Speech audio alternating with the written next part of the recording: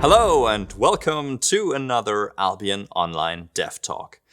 In this video, I want to talk about our concept for legendary items, an idea I introduced several months ago and which is now taking shape as development continues.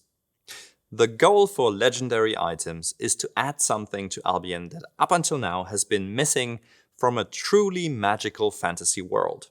Unique, one-of-a-kind items that cannot be mass-produced and have a history of their own. In true Albion style, we don't want these items to be pre-designed. Instead, we want their creation to be driven by you, the players.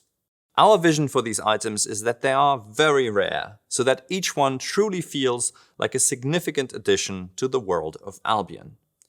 We realize that making them this rare would mean few players ever get their hands on such an item, so we decided to make the creation of legendary items a two-stage process. First, you need to awaken an item before you can eventually turn it into a legendary. The first awakened items players will be able to create will be awakened weapons, which will arrive in Albion's next content update. Awakening a weapon always requires a pristine, also known as a 0.4 enchanted weapon, as a foundation, so whilst these may not be extremely rare, they will still be relatively rare. Once awakened, a weapon can earn attunement points from being used in PvE, and these attunement points can be used to roll for additional or improved magical traits on the weapon. Each modification adds strain on the awakened weapon, however, and strain increases the cost of further modifications.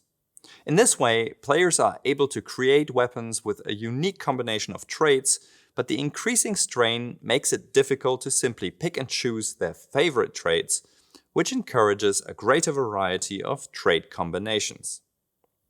As the weapon gains more powerful traits, its legendary rating increases. The legendary rating determines how brightly an awakened weapon glows, but it also has another unique effect. The higher the rating, the higher the chance for the item to be lost instead of destroyed on death.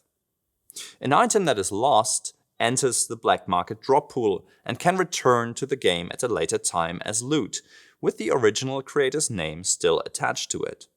The item can then continue to earn additional attunement, and each contributor has a chance to write their name into its history. Some items may even reach a point where they are never truly destroyed on death and will always eventually return to the world of Albion. Since these weapons can accumulate a fair amount of additional power compared to regular items, we're taking some steps to ensure game balance.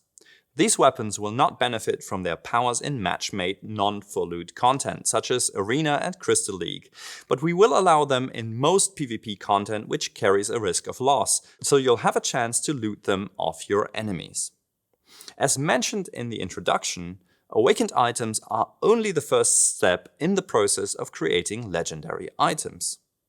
In a later content update, we're planning to include the upgrade process to truly legendary items, which will require incredibly rare resources to create really unique and powerful items which everyone in the game will hear about.